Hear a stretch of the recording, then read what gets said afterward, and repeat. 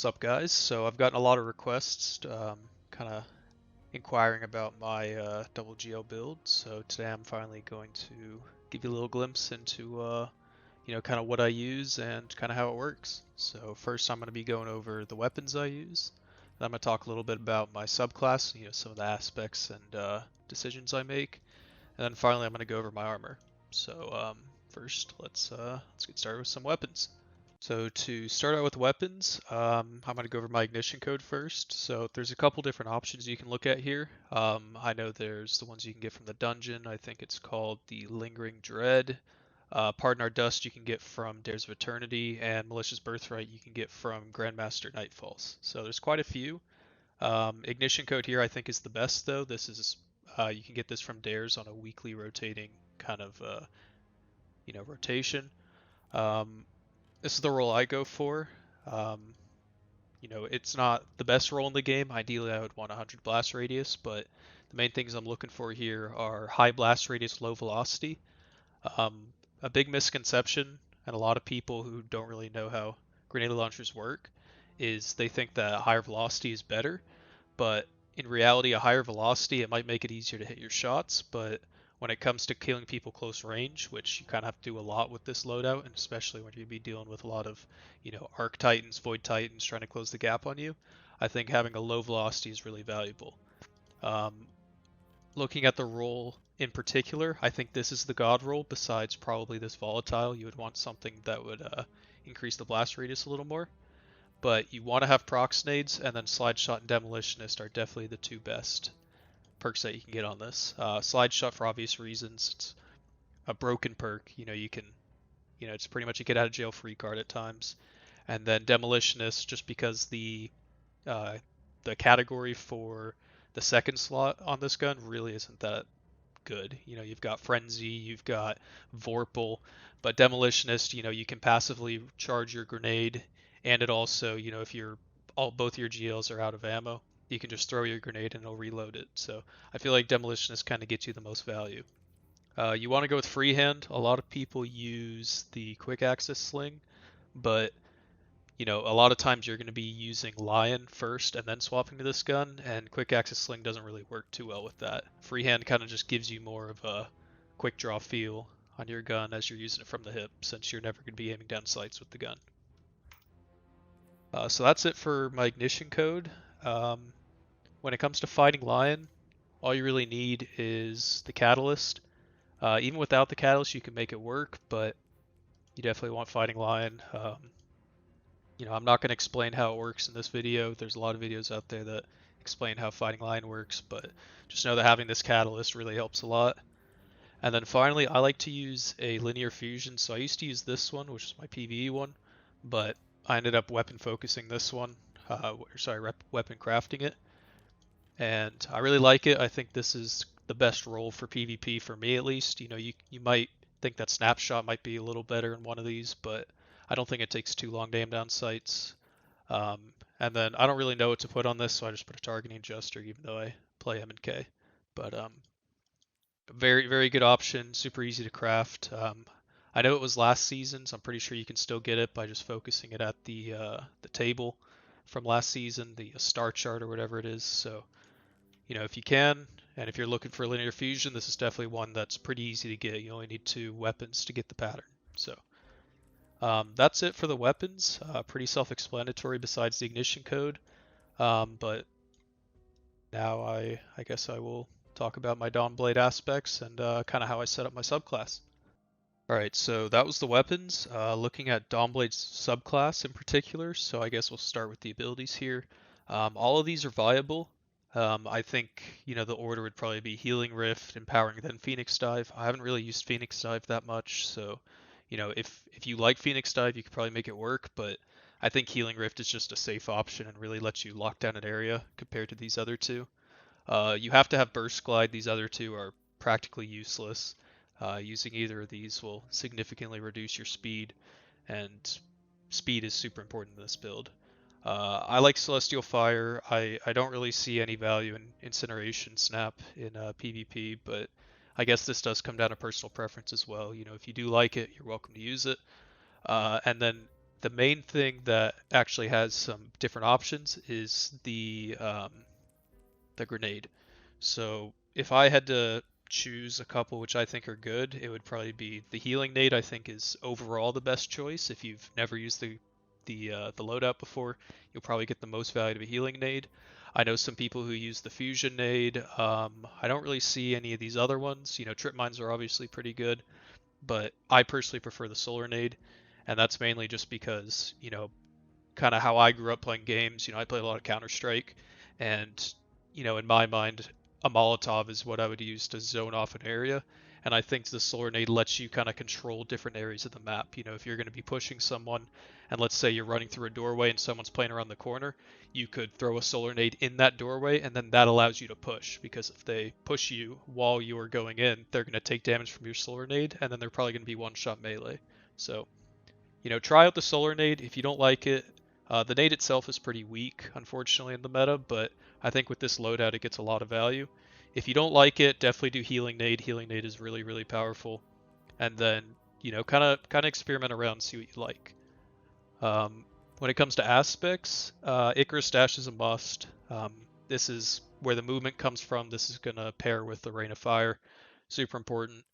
And then I like Heat Rises. You don't really need heat rises, I don't think, but it's kind of just something I've always used.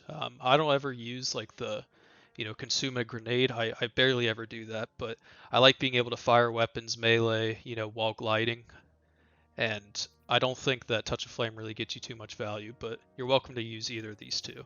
Icarus Dash is definitely a must though. When looking at the super, both of these are pretty weak in the meta, honestly.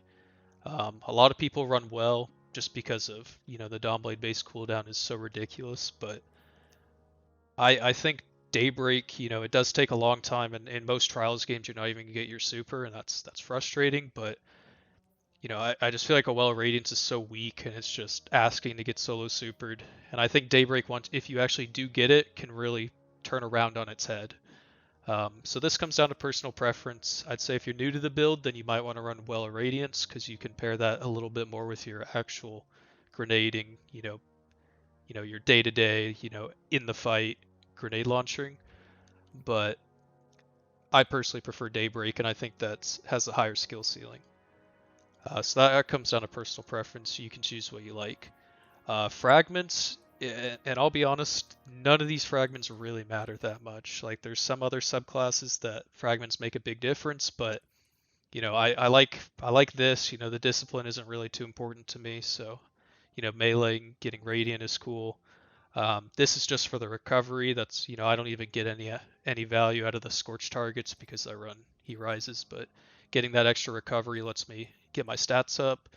Embra Beams, if you're running Dawnblade, is really, really powerful, and it gives you the plus 10 intellect, so this is a really good one if you're going to be running Dawnblade. Even if not, just the 10 intellect might be worth it. And then Embra Solace is also pretty good. This just gives you a little bit extra duration, especially if you're going to be using healing nades. You definitely want to have this. But that's pretty much it. There's a lot of different things you can do with this, but these are what I've chosen, and yeah, there's not really much more to say. So that's it for the subclass. I went over the weapons, so now I'm going to be touching on, the armor, my stats, my mods, and some of the decisions I've made on which mods to use. Alright, so now that I've gone over kind of the Dawnblade aspects and how I set up the build and the weapons, let's look at the armor. So before I look into the armor, I'm going to look at these stats first and kind of just tell you, the level of importance and what I think about each of them. So a must, you have to have 100 recov. There's kind of, if you don't have 100 recov, it's not worth using this build, just because the whole idea is getting in and out of cover quickly, and not having 100 recov is really going to put you in a bad position and will significantly hinder your ability to do well with this build. Then I think Resil is the next best, just because the 40% damage reduction, staying alive, there's going to be times where you're going to live with 1 HP or 10 HP, and having that little bit extra health makes a big difference. And then, these three all down here, this is kind of personal preference. I go with Intellect, even though You know, even games that go 4-4 in trials, I still don't get my super, which is ridiculous. 8 minutes, but I don't know. I feel like intellect is still better than these two options. The reason I have solo discipline is because I can pair it with demolitionist, so I don't really think I need to get too much on that. Strength, I just have high strength because of mod here, which I'll go into a little bit later. But something really important with this build is you want to have in the 20s for your mobility. This is pretty important. You could get away with 30s. You know, I'd say anything between 20 and 39 is probably good. Um, but mobility, you know, a lot of people think like, oh, you know, your mobility is low, so you're going to move slower. But that's not how it works. Mobility really only works with your jump height and your strafe speed. And since you're going to be using GLs, you know, normally when you're in an actual hand cannon or a pulse rifle or a normal primary fight, your mobility is going to be a lot more important. But in this loadout, it's not as important, and having a lower mobility actually lets you stay closer to the ground when you're skating, and it lets you move faster in turn. So um, try and go for, you know, a fairly low mobility and focus on these other stats. Okay, so now that I've kind of gone over a little bit of the stats here, you know, kind of what my priority is, let's actually go over the armor. So we'll just go down the list. On the helmet, you know, I just have a Rezel mod here, taking charge, and then these two here. So, you know, rapid void hits or final blows will create an orb of power. So this is if I get a double kill with Lion, it'll give me an orb. And then this was kind of just here to, you know, just to give me, you know, I had one extra slot, and it's like, all right, whatever, I'll put this on. So nothing too important on the helmet. None of these mods are super important except having taking charge somewhere on your build. When we look at the gauntlets, you have to have grenade launcher loader. This is a must for obvious reasons. You could put fastball on here. I don't prefer fastball personally, but you know, people who do, you could somehow fit this in into your build. I'm not exactly sure how. I wouldn't be able to fit it on mine, but you know, you could move some stuff around, and if you preferred that. Blast radius I think is really important too. You know, that just helps you chain more stacks of charge with light, which you know, you're going to be using GLs. People like to group up, and you're going to get double kills quite a bit. So get a lot of value out of this mod. For the chest plate, um, you know, I've relied on this resilience mod to get me up to 100 this season, so that's what I have on here. This doesn't do anything. I just have it because why not?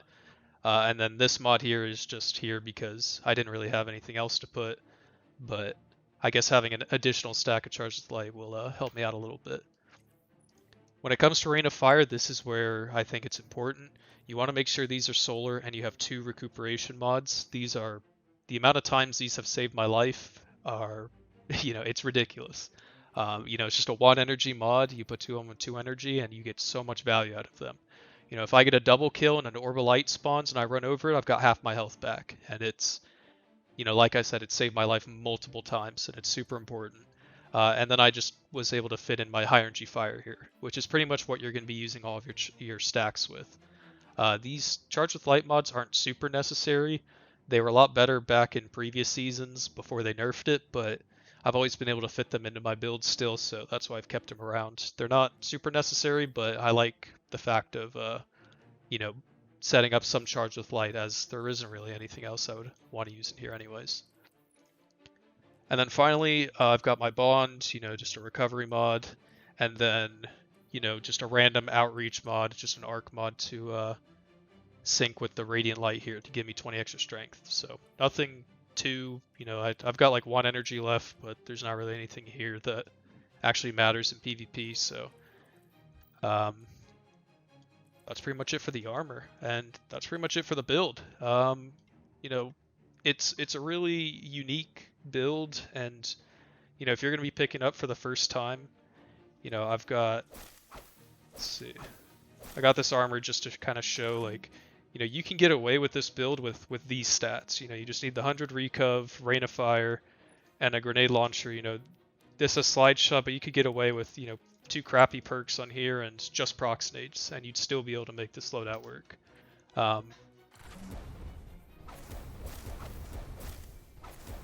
So yeah, I think I've covered everything. I probably haven't, but in terms of at least kind of what I think I would want to know if I was learning the build. So if you have any questions, feel free to leave them in the comments. You know, I'll probably make another video on this another time later, a little bit more professional, a little bit more, um, analytical, but I think this is good for now and will help a lot of you who have been asking, just how the build works, how to spec up, and, how to actually get in there and try it. So if you enjoyed it, leave a like. If you didn't, let me know what I can improve on. And if you have any questions, let me know. So hope you guys found this helpful, and I will see you later.